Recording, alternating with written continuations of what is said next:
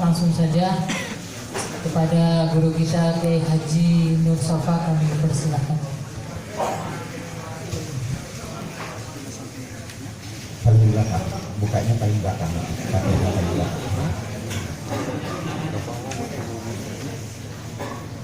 Ada surat Fatihah, halaman berapa itu? 27. Assalamualaikum warahmatullahi wabarakatuh. Waalaikumsalam warahmatullahi wabarakatuh. Bismillahi masyaallah, la yasuqul khaira ilallah. Bismillahi masyaallah, la yasrifu su'a ilallah. Bismillahi masyaallah, ma kana min ni'matin fa minallah. Bismillahi masyaallah, la haula wala quwata illa billahil aliyyil azim. Alhamdulillah, alhamdulillahi bi ni'matihi tatimmus shalihat. Asyhadu an la ilaha illallah wahdahu la syarika lahu wa asyhadu anna Muhammadan abduhu wa rasuluh. Allahumma shalli wa sallim wa barik ala sayyidina Muhammadin wa ala alihi wa sahbihi ajma'in, amma ba'du. Jamaah salat zuhur, Bapak Ibu yang senantiasa semoga Allah melimpahkan rahmatnya kepada kita semuanya. Alhamdulillah, kita panjatkan syukur kehadirat Allah. Salawat dan salam kepada Rasulullah. Mudah-mudahan kita semua akan mendapatkan syafaatnya di yaumil akhir nanti. Kita awali ta'lim kita dengan membacakan suratul Fatihah. Dengan fadilah, kemuliaan dan barokah suratul Fatihah, hajat kita, keinginan kita dikabulkan oleh Allah. Allah panjangkan umur kita di dalam taat, Allah luaskan rezeki yang halal, Allah matikan kita dalam husnul khatimah. Allah pelihara anak-anak kita menjadi anak yang taat dan taat. Mu'allif hadal kitab Asy-Syaikh Jalaluddin Ahmad Al-Mahali, Asy-Syaikh Jalaluddin Abdul Rahman As-Suyuti, anallahu yatawasyahum birahmah wal maghfirah wa yaskinuhumul jannah wa yu'ali darajatihim syai'un lillah lahumul fatihah. A'udzu billahi minasyaitonir rajim. Bismillahirrahmanirrahim. Alhamdulillahi rabbil alamin arrahmanir rahim maliki yaumiddin.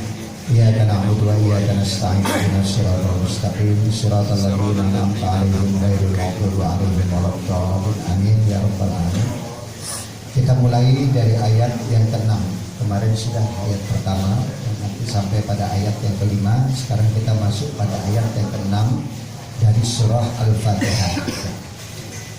Bismillahirrahmanirrahim. Fa inna asdaqal hadisi kitabullah wa khairal hadi hadi Muhammadin sallallahu alaihi wasallam wa syarrul umuri muhdatsatuha wa kullu muhdatsatin bid'ah wa kullu bid'atin dhalalah wa kullu dhalalatin finnar. Wa bi sanadil muttasili ilal imamil muallif rahimahullahu taala wa adaman naf'a bihi wa bi barakati ulumihi wa bikum fit darain qala. Pada pertemuan kita beberapa waktu yang lalu kita baca iyyaka na'budu wa iyyaka nasta'in. Lihat itu tafsirnya ada di paling belakang Al-Baqarah. Surah Fatihah yang paling belakang. Nanti selesai pindah ke depan atau kita melanjutkan ayat-ayat pendek. Kayaknya sih lebih efektif ya, atau lebih ini yang sering kita baca sehari-hari, yaitu surah-surah pendek aja. Kita lihat di situ artinya, tafsirnya. Iyyaka na'budu wa iyyaka nasta'in. Saya ulang karena untuk nyambung. Iyyaka na'budu, kepada Engkau ya Allah kami menyembah, wa iyyaka nasta'in, kepada Engkau ya Allah kami mohon pertolongan. Di situ ada kaf ya, iyyaka. Kaknya itu dhamir mukhatab ya kalau bahasa nahwunya. Jadi yang diajak bicara itu ada di depan kita. Iyyaka, kepada Engkau ya Allah. Allahnya ada di mana? Ada di mana? Di hadapan kita.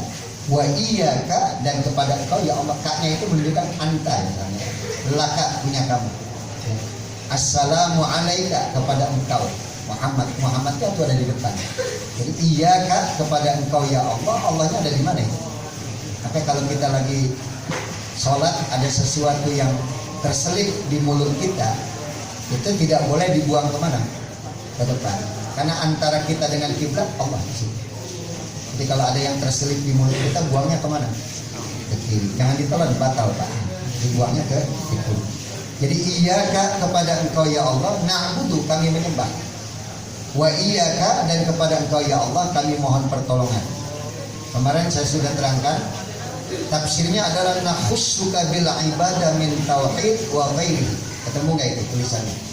Ya, memang pakai huruf tidak ada harokatnya di sini Pak.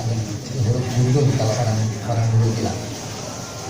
nakhussuka bil ibadah min tauhid wa ghairi.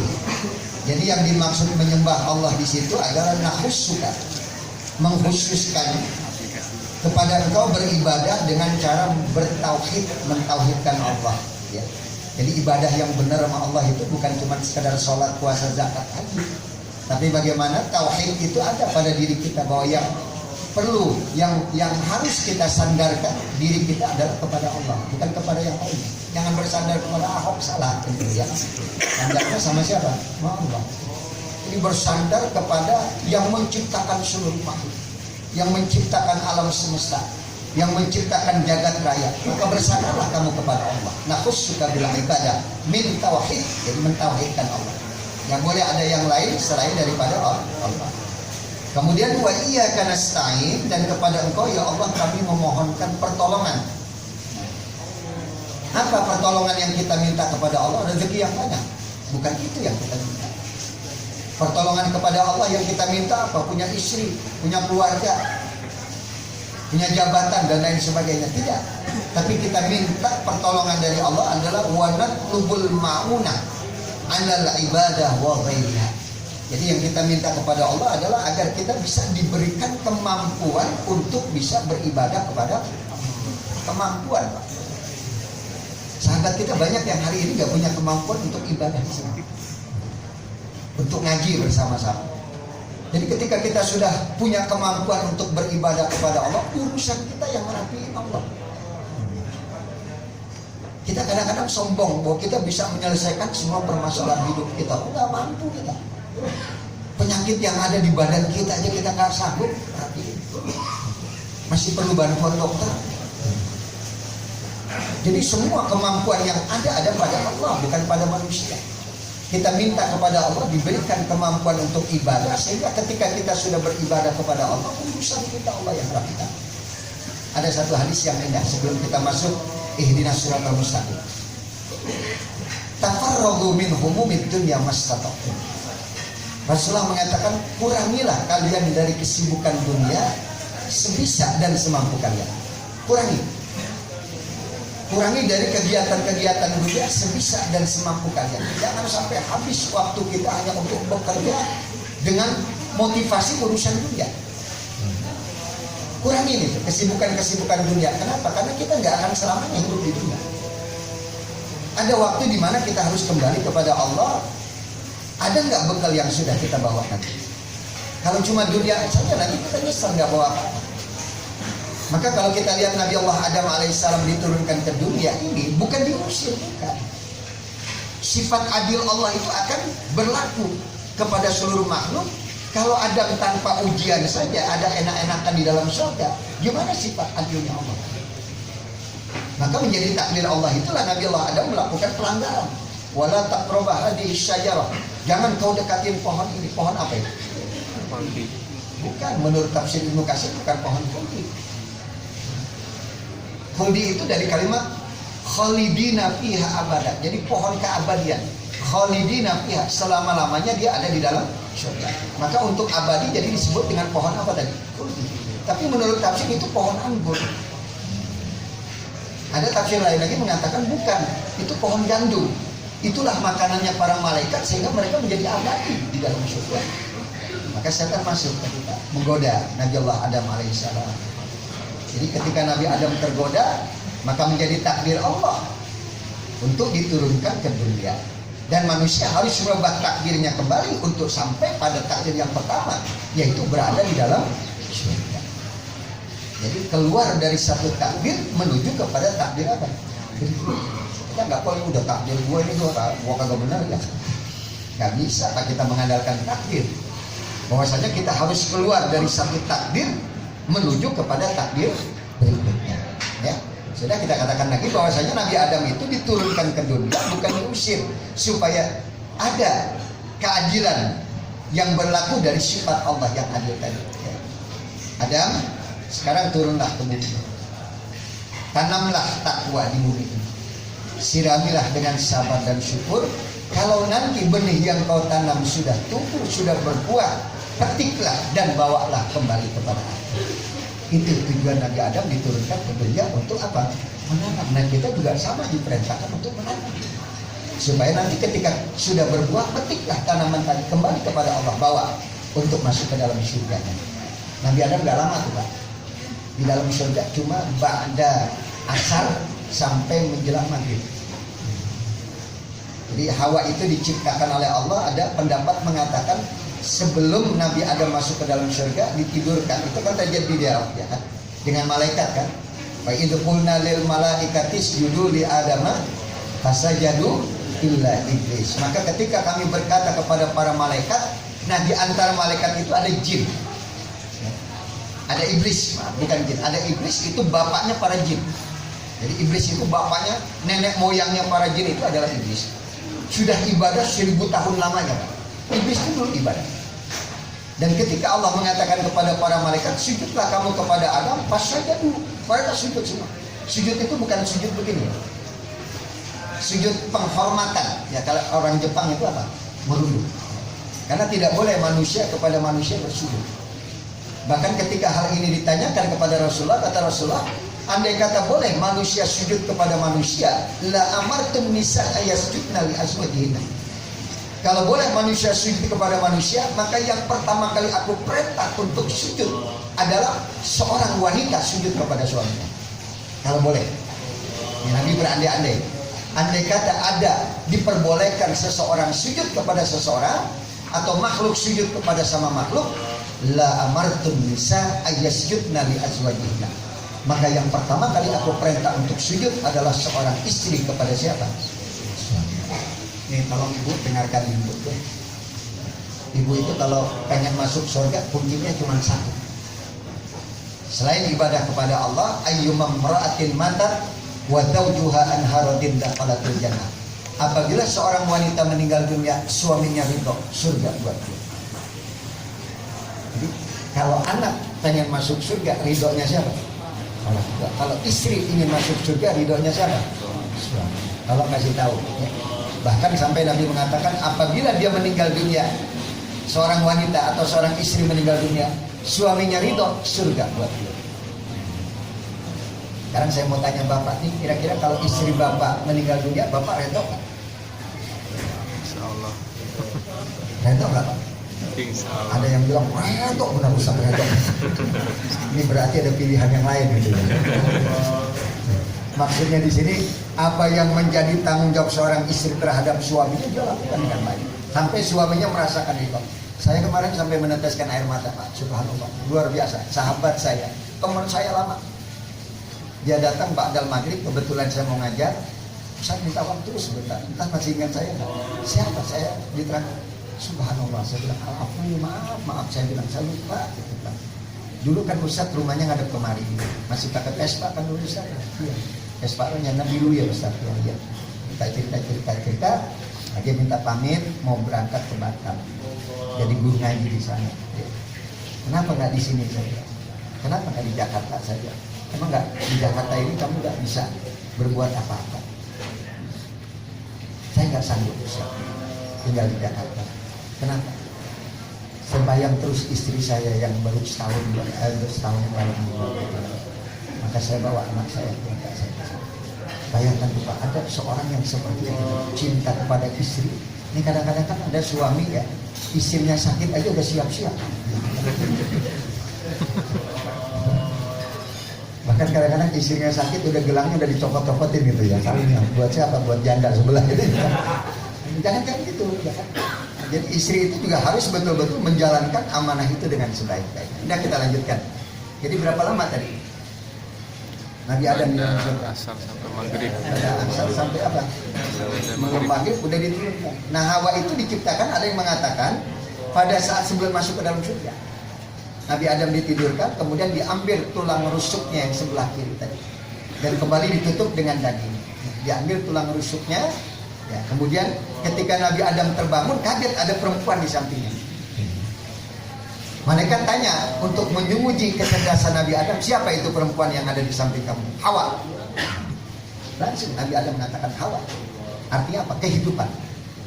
Bahwa dia tercipta dari tulang rusuk, dari kehidupan aku. Maka maka dinamakan dengan apa? Masuk ke dalam surga, digoda oleh syaitan. Jadi cuma berapa lama tadi? Ba'da zuhur sampai menjelang asar. Itu untuk ukuran surga.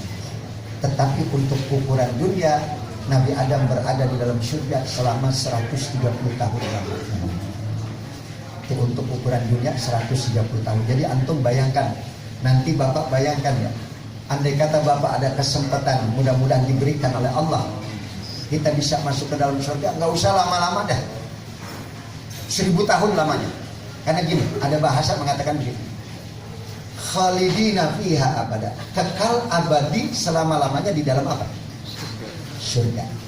Bako artinya selama-lamanya. Berarti sifatnya surga sama dengan sifat Allah. Allah yang bako, Allah yang selama-lamanya. Berarti kalau ada ciptaan itu bisa menyamai sifat Allah, kan nggak boleh. Maka yang dimaksud dengan khalidina fiha abada, selama-lamanya dalam surga, bisa jadi untuk ukuran angka yang tidak terjangkau. Tapi bisa saja terjadi nanti satu waktu sudah tidak ada apa-apa lagi, cuma ada Allah. Karena Allah lah yang bako. Paham di sini ya? Jadi andai kata taruhlah di dalam surga itu 1000 tahun lamanya, hitung berapa lama untuk ukuran dunia. Satu hari akhirat sama dengan 1000 tahun. Berarti kalau 1000 tahun berapa lama? 1000 kali 1000. 1000 kali berapa? 1000. 360 dong. Satu hari. Oh, iya. Satu hari akhirat 1000 tahun dunia. Berarti andai kata kita ada 1000 tahun di dalam surga, 1000 kali berapa? 360 berapa itu? 1000 tahun. 360.000. Enggak dong, 360 kali 1000, 360 ribu. Kali berapa lagi? Kali 1000. Berapa miliar? Berapa ini tahun? 360 miliar. Jadi sayang kalau cuma dunia yang ukurannya sebentar, kemudian ente perbutkan, maka kosongkan bagian dari kehidupan dunia sebisa dan semampu kalian. Kenapa? Fa innahu, nah ini nih, ancamannya. Fa innahu man kanatid dunya akbar hammi. Maka siapa yang menganggap dunia menjadi prioritas utama dalam hidupnya, menjadi skala prioritas dalam hidupnya. Siapa orang yang menganggap dunia menjadi tujuan hidupnya, utama dalam hidupnya, doya'atullah, maka Allah akan sempitkan ruang geraknya. Allah sempitkan. Jadi ketika kita sudah menanamkan pada diri kita, saya harus kaya, saya harus punya, saya mesti punya ini, dunia habis-habisan dia cari, semakin hari ente semakin disempitkan oleh Allah, sehingga untuk ngaji di sini gak punya kesempatan. Jadi yang menyempitkan gerakan kita bukan kita, tapi Allah. Kenapa Allah menurunkan takdir itu kepada kita? Karena kita ingin merubah takdir Allah itu untuk mencari dunia selama-lamanya. Padahal takdir Allah itu walal akhiratu khairul laka minal. Paham nih? Jadi kalau ente lihat masih ada orang yang gak sempat untuk ibadah kepada Allah, yang terpikir ada di benaknya cuma dunia, maka semakin hari semakin disempitkan oleh Allah, sehingga pada satu batas masa dia harus berhenti, dia sudah tidak punya apa-apa lagi yang harus dia bawa. Itu yang pertama. Yang kedua, bala yang akan dia dapatkan, wa ja'ala faqrahu baina ainaihi. Allah akan jadikan kefakiran pada kedua belah mata. Ini resikonya nih Pak. Kalau udah dunia menjadi prioritas utama, maka difakirkan matanya. Kalau udah fakir mata gimana? Ada nggak sifat qanaah? Ada nggak sifat syukur? Hilang sifat qanaah, merasa puas, dan hilang rasa syukur kita kepada Allah. Kenapa? Selalu ada kefakiran pada kedua belah mata kita. Ini yang pertama. Akan tetapi Rasulullah mengatakan, man kanatil akhirah akbar hammi. Maka siapa yang menganggap akhirat menjadi prioritas utama dalam hidupnya, jama'allahu ta'ala amruh. Dia akan mendapatkan apa dari Allah ganjaran? Dia akan mendapatkan apa dari Allah? Jama'allahu ta'ala amruh. Urusannya Allah yang akan merapikan semua. Jama'allahu ta'ala amruh. Urusan kerjaan Allah yang rapikan, urusan rumah tangga Allah yang rapikan, urusan diri kita sehat atau tidak Allah nanti yang ngatur semuanya. Jadi langkah kita menjadi langkah Allah, tangan kita menjadi tangan Allah, semuanya Allah yang ngatur pada diri kita. Maka jangan sombong Pak, mau ngatur hidup kita, kita gak akan mampu. Anak kita saja yang dekat dengan kehidupan kita nggak bisa atur seperti apa. Kita cuma bisa minta kepada Allah agar yang terbaik diberikan kepada anak-anak kita. Sampai diri kita yang ngatur Allah semuanya. Hari ini langkah ente diatur sama Allah duduk dalam hati saling. Ini yang pertama, nikmat yang dia akan dapatkan kalau sudah akhirat menjadi prioritas. Yang kedua adalah wa ja'ala ghinahu fi qalbihi. Allah akan berikan kekayaan di dalam hatinya. Kalau sudah hati kaya, subhanallah, ngelihat jabatan orang nggak ngiler, biasa saja, nggak ngiri, nggak hasad, nggak kecil. Ngelihat kekayaan orang biasa saja. Itu yang dikatakan zuhud terhadap dunia. Jadi kalau zuhud terhadap dunia, zuhud terhadap dunia melepaskan kecintaan kepada dunia. Tapi kalau zuhud kepada manusia adalah dia tidak terpengaruh dengan keadaan apapun yang ada pada manusia. Kan ada yang terpengaruh. Waduh, ini kalau nanti Anies menang nggak dapat KJP nih, nggak dapat BPJS. Padahal Anies sudah mengatakan bahwasanya plus bahkan KJP-nya. Saya katakan, saya kemarin kebetulan ada di status saya, ada yang ngirim, ada wartawan datang, gimana Ustaz? Saya cuma berharap andai kata Anies menang, ya saya cuma berharap satu, ya. Jangan cuma KJP plus, kalau bisa sampai ke bangku kuliah. Kalau bisa sampai ke bangku kuliah. Yang kedua saya minta disertifikasi 3.000 masjid. Masjid itu banyak, ada 3.000 masjid yang belum disertifikasi. Bayangkan Pak, kalau masjid belum dibikinkan sertifikatnya, bisa hilang nanti tanah-tanah. Ini yang terpenting. Jadi nggak usah terpengaruh. Kalau kita terpengaruh soal KJP, BPJS sampai kita melanggar aturan-aturan Allah, resikonya nanti buat kita akan dipertanyakan semua perilaku kita yang kita lakukan di dunia ini. Sudah? Nah itu tadi ayat yang kemarin kita baca. Supaya kita masuk kepada ayat berikutnya, ihdinas siratal mustaqim. Ya Allah, tunjukkanlah kepada kami jalan yang lurus. Ai irsyaduna ilaik. Tunjukin ya Allah, irsyad. Ya. Allah tunjukkan mana sih jalan yang lurus. Sekarang saya mau tanya nih Pak, ini yang udah pada ngaji udah lurus belum jalan? Udah lurus belum? Yakin ente? Belum yakin. Kenapa? Ente masih minta 17 kali dibaca. Ini masih kita baca 17 kali dalam sholat. Ihdinas siratal mustaqim. Tunjukin ya Allah jalan yang lurus. Itulah yang membedakan kita dengan Rasul, dengan Nabi. Sementara Nabi sudah berada di jalan yang lurus.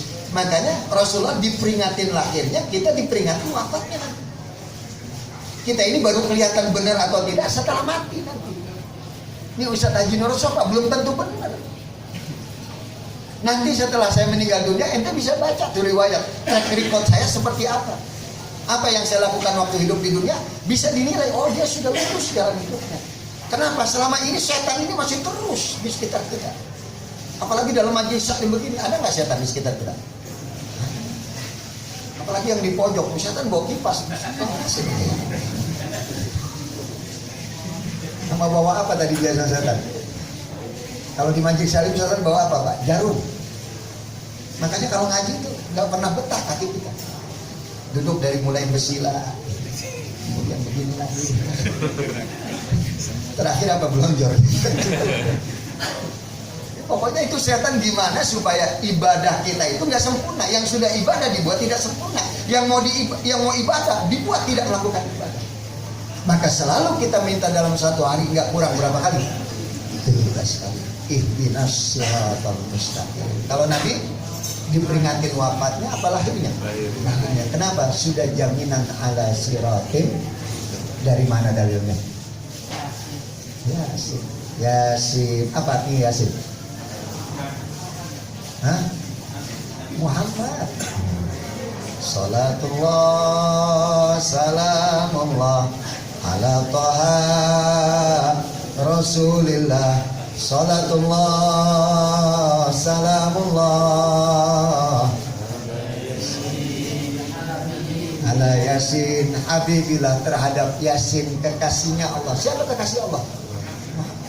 Nama Nabi banyak Pak. Yasin, Toha, Muhammad, Ahmad, Mustafa, Yasin, Muhammad, wal Qur'anil Hakim, demi Quran yang mulia yang diturunkan kepada engkau. Innaka laminal mursalin, engkau adalah seorang rasul yang diutus ala siratim, yang sudah berada di jalan yang lurus. Sementara kita dalam satu hati tidak kurang ini kita baca, ihdinas siratal mustaqim, ya Allah tunjukkanlah kepada kami jalan yang lurus. Rasulullah mengatakan, Pak, ada orang yang paginya masih muslim, masih mukmin, ternyata sore sudah kafir. Ada orang yang sore masih muslim mukmin, paginya sudah kafir, pagi muslim, sorenya sudah kafir. Betapa setan itu luar biasa menggoda manusia. Makanya kita harus hati-hati. Jangan sampai jalan lurus ini kita nodai dengan hal-hal yang tidak penting. Bahkan sampai keidolaan kita kepada seseorang yang membuat iman kita bisa hilang. Maaf, ini saya bukan nakut-nakutin. Ente mau pakai nalar apa? Ente percaya kepada hadis Nabi atau nalar kita atau akal kita?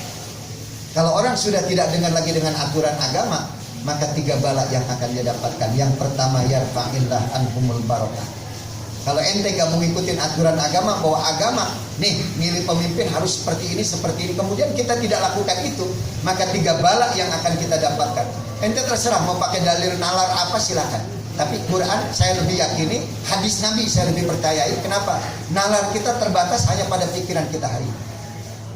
Sementara hadis Nabi dan Quran menjangkau masa ke depan yang gak pernah terjangkau dengan akal pikiran kita. Rasulullah mengatakan, kalau sudah tidak mau aturan, dengar aturan agama, bala yang Allah akan berikan, yang pertama, yarfa'illah anhumul barokah, akan dicabut keberkahan. Bayangkan kalau hidup sudah gak berkah, jabatan ente tinggi tapi tidak membuat ente bahagia, anak gak berkah, istri 1 gak berkah, istri 2 gak berkah, mendingan mana? 4 lagi. 1 aja gak berkah, gimana sih ente? Emang siapa yang berani? Anak gak berkah, rumah tangga gak berkah. Ini bala yang pertama. Bala yang kedua, wa yusallit sultanan zalimah, akan diberikan pemimpin yang zalim. Bahkan sampai kita sebagai pemimpin pun dalam rumah tangga menjadi zalim. Nah, ingat kalau orang sudah zalim, innallaha la yahdil qaumadz zalimin. Orang zalim itu gak dapat hidayah Allah. Sekali dia melakukan kezaliman, hidayah Allah sudah tertutup, dia tidak segera bertobat, dia akan melakukan kezaliman berikutnya, dan dia akan melakukan kezaliman berikutnya, dan terus dia akan melakukan kezaliman. Kenapa? Karena hidayah Allah sudah dia tutup dengan kezaliman yang dia lakukan. Tapi ingat, dia tidak akan lepas daripada jerat Allah. Dan Allah mengatakan bahwasanya orang-orang yang zalim itu dikasih panjang umur, ditunda azabnya di dunia, tapi dia tidak akan lepas dari azab Allah. Sering kan kita heran, kok ini orang gak mati-mati ya? Kok ini orang gak sakit-sakit ya? Karena memang Allah biarkan dia terus melakukan kezaliman, tapi nanti dia tidak akan lepas daripada azab Allah. Na'udzubillah min dzalik. Ya, makanya jangan melanggar aturan Allah. Itu yang kedua.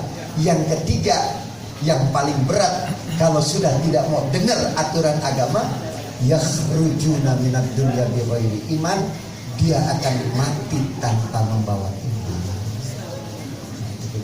Ya Allah, ya. Cuman gara-gara idola, Pak, hilang iman kita, mati tanpa membawa iman. Terserah ada. Ente mau pakai nalar apa terserah, tapi saya yakini ini Rasulullah mengatakan, awas jangan sampai kehilangan iman kita.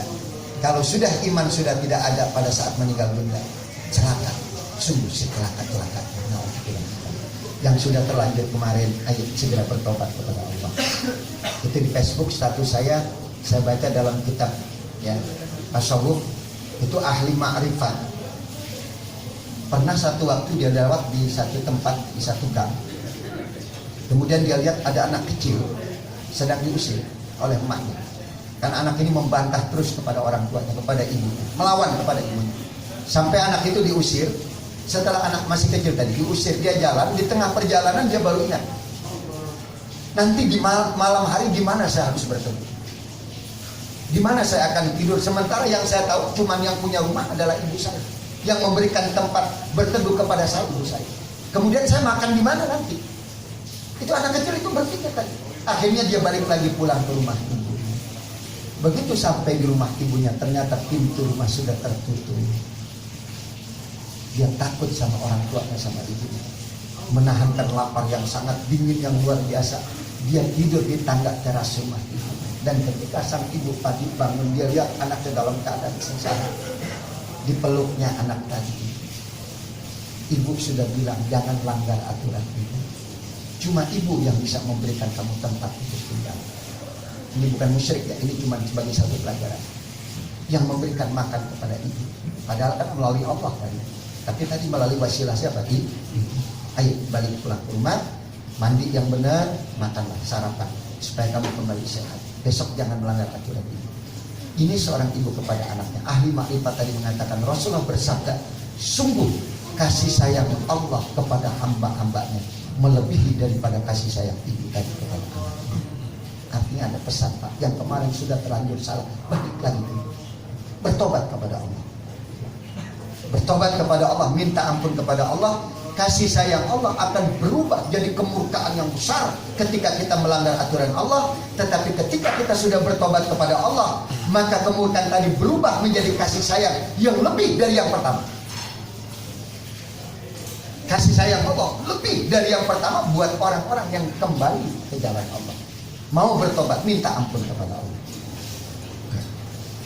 Pak, andai kata di dunia ini tidak ada orang yang melakukan dosa, maka Allah akan binasakan. Allah akan ciptakan manusia nanti yang mau melakukan dosa dan segera bertobat kepada Allah. Jadi sifat Allah Ghafurur Rahim. Innallaha yaghfiru dzunub jami'an. Allah mengampunkan dosa-dosa manusia dan Allah Maha Pengampun. Itu tidak berlaku kalau semua tidak melanggar dosa. Tidak semua, ada manusia yang tidak melakukan dosa. Justru adanya manusia yang melakukan dosa yang berbeda dengan kita diharapkan oleh Allah untuk kembali. Nah, maafnya Allah, kasih sayang Allah lebih dari yang pertama buat orang yang bertobat. Bahkan sampai jaminannya at-taib minadz dzambi kama la dzamba lahu. Orang yang bertobat dia tidak punya dosa sama sekali. Kama la dzamba lahu, seperti dia tidak pernah melakukan dosa. Ya, tolong yang kemarin salah, ya. Yang kemarin masih mengidolakan sesuatu, ya, yang dia anggap ini yang paling benar. Yang paling benar adalah Islam. Walillahil izzah. Kita sudah dimuliakan oleh Islam. Jangan tidak berpihak kepada Islam. Allah sudah memuliakan kita dengan Islam.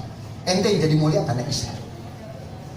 Kalau sampai kita tidak memihak kepada Islam, maka kasih sayang Allah akan berubah menjadi kemurkaan yang sangat luar biasa. Ya, mudah-mudahan Allah memberikan kasih sayang kepada kita. Kembali ke jalan Allah, ya. Dan jangan sampai kita melanggar aturan Allah. Andai kata ada yang berdosa, jangan dimusuhin. Bertobatlah kepada Allah.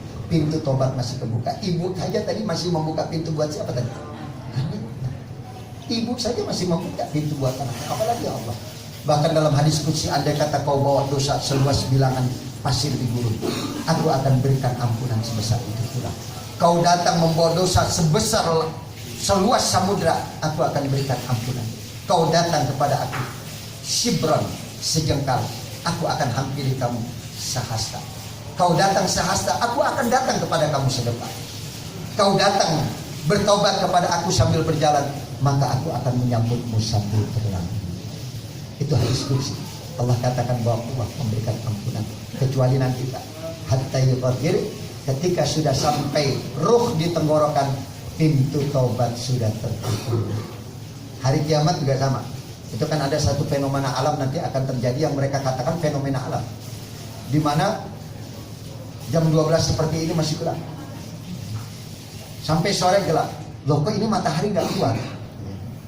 Sampai menjelang malam. Besok begitu pula, jam 12 malam masih gelap, jam 12 siang masih gelap, sampai sore gelap, sampai ketemu malam.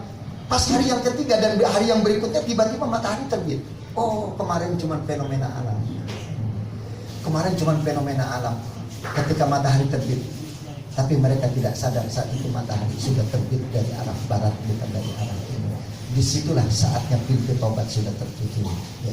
Ketika matahari sudah terbit dari arah barat, maka besok perlu yakin pagi matahari terbit dari arah barat. Ini gelap mulu soalnya dia. Jadi kalau udah matahari terbit dari arah barat, mereka yang sadar segera mencari Al-Quran, dan ternyata Al-Quran sudah tidak ada tulisan sama sekali. Sudah tertutup pintu tobat. Nah, buat kita sampai ruh di tenggorokan sudah tertutup pintu tobat. Ini saya punya teman di WA, di grup saya, tempat kuliah saya, masih ada yang tebak sahabat saya masih dengan dalilnya, dengan nalarnya. Saya bilang terserah ente lah. Terserah ente mau ngomong apa terserah. Ana sebagai guru, sebagai ustadz cuma ingin menyampaikan, saya lebih percaya terhadap hadis-hadis Rasul, saya lebih percaya kepada Al-Quran dibandingkan dengan nalar saya. Karena nalar saya cuma sampai batas hati. Saya nggak bisa tahu apa yang bakal terjadi nanti ke depan. ente bisa terka hidup ente ke depan seperti apa. Makanya Nabi Musa suruh belajar kepada Nabi Khidir kan begitu. Nabi Khidir bisa tahu apa yang bakal terjadi ke depan dengan ilmu yang Allah berikan. Sampai anak kecil dibunuh, kapal dirusak, Nabi Khidir udah tahu, bakal baca ini anak, kata Allah nanti akan melakukan kedurhakaan yang luar biasa, maka kau harus bunuh. Sementara nalarnya Nabi Musa mengatakan, loh ini anak belum punya dosa, kenapa kamu bunuh?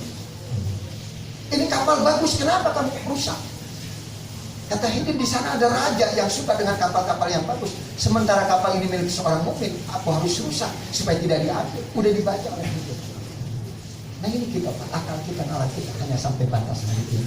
Sementara Quran hadis sudah bisa menjangkau ke depan, maka kembalilah ke jalan Allah. Ihdinas siratal mustaqim. Ya Allah, tunjukkanlah kepada kami jalan yang lurus. Wallahu a'lam bishawab. Selesai jam 1. Ada yang ditanyakan nggak? Pas. Alhamdulillah kalau pas syukur ya berarti ngerti semuanya.